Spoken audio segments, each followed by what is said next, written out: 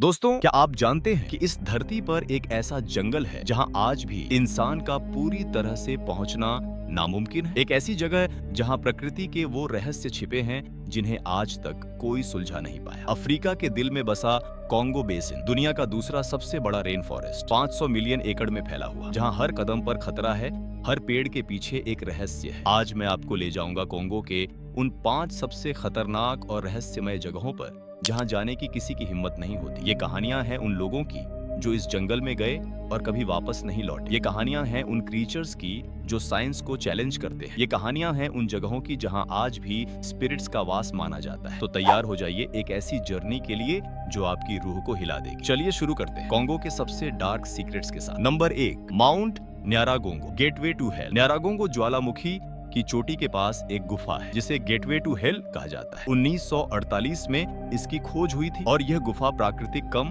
बल्कि जानबूझकर बनाई गई ज्यादा लगती है। इसकी दीवारों पर मुड़े तुड़े मानवाकार आकृतियां खुदी हुई हैं। बीच के कक्ष में एक बिना तली का गड्ढा है। स्थानीय बनांडे समुदाय मानते हैं कि यह अंडरवर्ल्ड का प्रवेश द्वार है। कहा जाता है कि प्राचीन शेमन्स ने यहाँ डार्क फोर्सेस को बुलाने की कोशिश की और वे रहस्यमय तरीके से गायब हो गए। 2002 के विस्फोट से पहले इस गुफा से अजीब रोशनियां निकलती देखी गई थी। एक बार 7 युवा लड़के हिम्मत की परीक्षा के तौर पर गुफा के अंदर गए, लेकिन सिर्फ 2 ही वापस आए और वे बुरी तरह ट्रॉमेटाइज्ड थे। उन्होंने परछाइयों और चीखों की आवाजें देखने सुनने की बात बताई। बाकी 5 लड़कों का आज तक कोई पता नहीं चला। 2019 में खोजकर्ताओं ने पाया कि यह गुफा और भी गहराई तक जाती है। एक कक्ष में बेहद परफेक्ट कंसेंट्रिक सर्कल्स बने हुए थे और उनके केंद्र में एक काला पड़ा हुआ डिप्रेशन था। आज यह गुफा पूरी तरह ऑफ लिमिट्स है। स्थानीय गाइड्स चेतावनी देते हैं, देखने की भी कोशिश मत करना। नंबर 2, यांगाम्बी का अभिशप्त गांव, जहां समय थम गया। कांगो नदी के किनारे बसा यांगाम्बी एक ऐसा गांव जो कभी वैज्ञानिक शोध का प्रमुख केंद्र हुआ करता था। वर्ष 1933 में बेल्जियन उपनिवेशवादियों ने यहाँ दुनिया के सबसे बड़े कृषि अनुसंधान केंद्रों में से एक की स्थापना की थी। लगभग 225 वर्ग किलोमीटर में फैला यह स्टेशन एक समय में 2000 से अधिक वैज्ञानिकों और कर्मचारियों को रोजगार देता था। यहाँ उष्णकटिबंधीय कृषि, वनस्पति विज्ञान और वानिकी पर क्रांतिकारी शोध हुआ करता था। लेकिन फिर कुछ ऐसा घटा कि यह स्थान अभिशप्त माना जाने लगा। 1960 में जब कांगो को स्वतंत्रता मिली, उसके बाद से यांगाम्बी में अजीब और डरावनी घटनाएं शुरू हो गई। वैज्ञानिक और शोधकर्ता रहस्यमय रूप से बीमार पड़ने लगे। कुछ लोग अचानक मानसिक रूप से असंतुलित हो गए, तो कुछ अपने परिवारों को छोड़कर जंगल में भाग गए और फिर कभी वापस नहीं लौटे। वर्ष 1964 में एक रात अनुसंधान केंद्र के 23 कर्मचारी एक साथ गायब हो गए। अगली सुबह जब बाकी लोग उन्हें ढूंढने निकले तो एक खुले मैदान में तीनों की नहीं बल्कि सभी 23 शव मिले। सभी एक संपूर्ण वृत्त में लेटे हुए थे। किसी भी शव पर चोट का कोई निशान नहीं था, लेकिन सभी की आंखें खुली हुई थी और चेहरों पर भय का भाव जमे हुए था। यह दृश्य इतना भयावह था कि कई बचाव दल के सदस्य मानसिक आघात का शिकार हो गए। स्थानीय बांटू जनजातियों का मानना है कि उपनिवेश काल के दौरान शोधकर्ताओं ने पवित्र समाधि स्थलों को नुकसान पहुंचाया था। उन्होंने उन प्राचीन वृक्षों को काट दिया जिन्हें पूर्वजों की आत्माओं का निवास माना जाता था। जब शोधकर्ताओं ने मिट्टी के नमूने लेने के लिए जमीन खोदी तो अनजाने में उन्होंने एक प्राचीन श्राप को सक्रिय कर दिया। जनजातीय बुजुर्गों का कहना है कि जो भी इस स्थान पर रहता है वह धीरे धीरे अपना मानसिक संतुलन खोने लगता है। 1990 के दशक में एक डॉक्यूमेंट्री टीम यांगाम्बी की जांच के लिए आई थी। उन्होंने परित्यक्त इमारतों में कैमरे लगाए। जो फुटेज सामने आया वह चौंकाने वाला था। रात के समय खाली प्रयोगशालाओं में लाइटें अपने आप जलती बुझती दिखाई दी। कुछ फ्रेम्स में गलियारों में घूमती हुई छायानुमा आकृतियां दिखाई दी। सबसे भयावह था एक ऑडियो रिकॉर्डिंग जिसमें कई आवाजें एक साथ किसी मंत्र का उच्चारण करती हुई सुनाई दी। आज भी यांगाम्बी एक भूतिया शहर बना हुआ है जहां कोई भी रहने को तैयार नहीं है। अनुसंधान केंद्र की इमारतें अब भी खड़ी हैं, लेकिन प्रकृति ने उन पर पूरा अधिकार जमा लिया है। लताएं और काई हर चीज को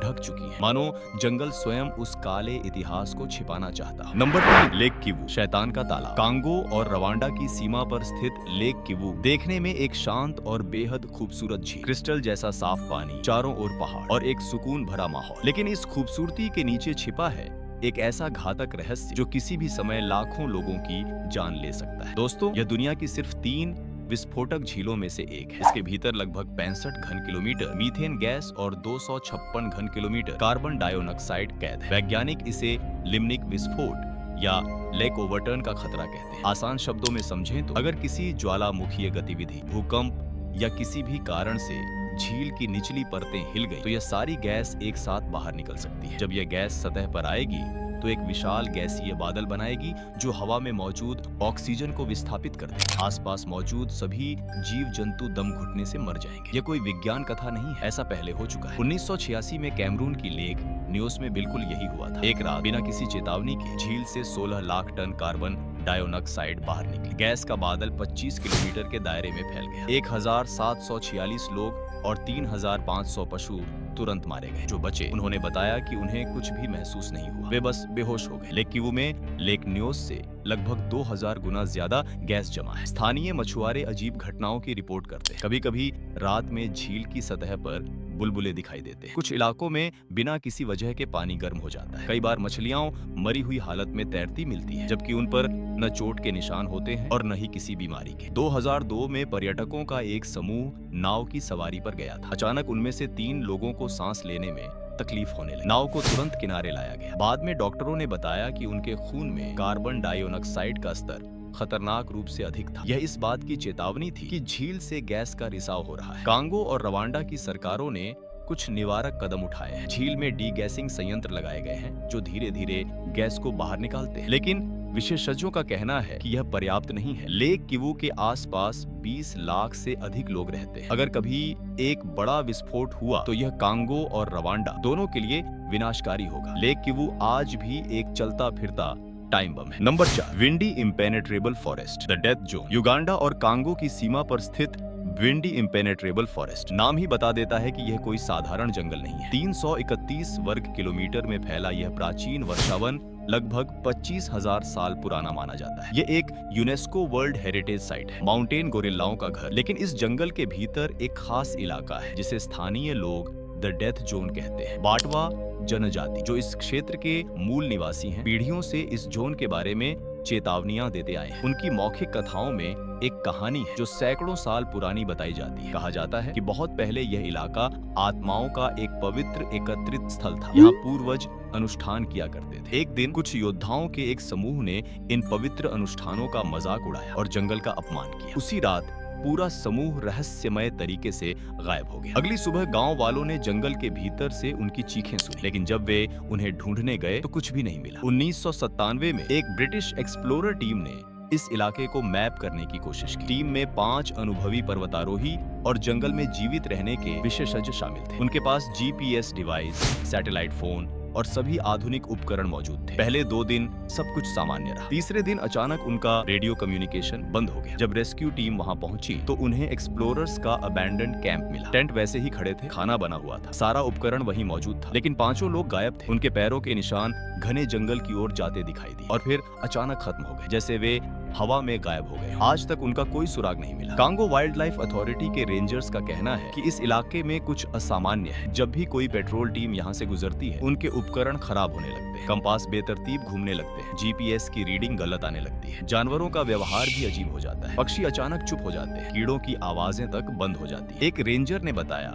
कि एक बार वह गलती से इस जोन में चला गया था। वहाँ उसे एक भारी डर का एहसास हुआ, जैसे कोई अदृश्य शक्ति उसे पीछे धकेल रही हो। उसने कहा कि हवा भारी और गाढ़ी लग रही थी और उसे लगातार महसूस हो रहा था कि कोई उसे देख रहा है। वह जितनी जल्दी हो सका वहाँ से भाग निकला। आज भी फॉरेस्ट डिपार्टमेंट ने इस खास इलाके को पूरी तरह ऑफ लिमिट्स घोषित कर रखा है। स्थानीय गाइड्स पर्यटकों को सख्त चेतावनी देते हैं कि वे चिन्हित रास्तों से बाहर न जाएं। विंडी का यह निषिद्ध हिस्सा आज भी एक अनसुलझा रहस्य बना हुआ है। Number 5, Boyoma Falls, the blood falls. Congo नदी पर स्थित बोयोमा फॉल्स, जिसे पहले स्टैनली फॉल्स के नाम से जाना जाता था, यह सिर्फ एक झरना नहीं है। यह 7 जलप्रपातों कैटरैक्ट्स की एक श्रृंखला है जो लगभग 100 किलोमीटर तक फैली हुई है। लेकिन जो चीज इसे रहस्यमय बनाती है वह है इसका पानी, जो कभी कभी अचानक खून की तरह लाल हो जाता है। इसकी पहली दर्ज की गई घटना 1877 में हुई थी, जब प्रसिद्ध खोजकर्ता हेनरी मॉर्टन स्टैनली ने अपनी डायरी में लिखा था, the river ran red as if hell itself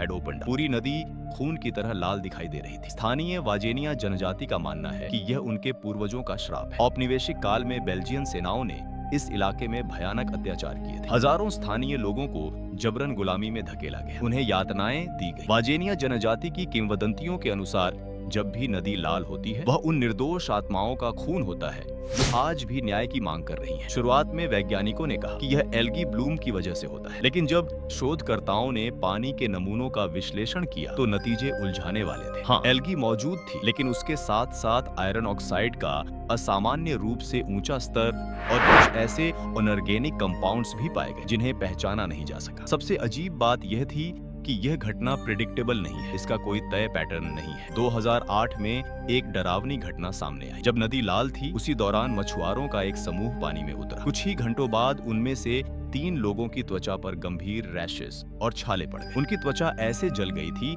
जैसे किसी रसायन से झुलस गई हो। मेडिकल टेस्ट में कोई स्पष्ट कारण सामने नहीं आया। मछुआरों ने बताया कि जब पानी लाल था तब उसमें एक अजीब सी मेटालिक और सड़ी हुई गंध थी। स्थानीय किंवदंतियों में एक और दिल दहला देने वाला विवरण मिलता है। कहा जाता है कि जब नदी लाल होती है तो रात के समय अजीब आवाजें सुनाई देती है, जैसे हजारों लोग एक साथ चीख रहे हैं। 2015 में एक ऑडियो रिसर्चर ने इन आवाजों को रिकॉर्ड करने की कोशिश की। जो रिकॉर्डिंग मिली वह बेहद डरावनी थी। लो फ्रीक्वेंसी साउंड्स और बीच बीच में तेज दर्दनाक चीखों जैसी आवाजें। आज भी जब नदी लाल हो जाती है तो स्थानीय लोग घरों के अंदर रहना ही बेहतर समझते हैं। ऐतिहासिक रिकॉर्ड्स पर नजर डालें तो कई बार ऐसा देखा गया है कि जब जब यह घटना हुई है उसके कुछ हफ्तों के भीतर उस क्षेत्र में कोई न कोई बड़ी त्रासदी घटी है। यह महज एक संयोग है या फिर पूर्वजों की ओर से दी गई कोई चेतावनी।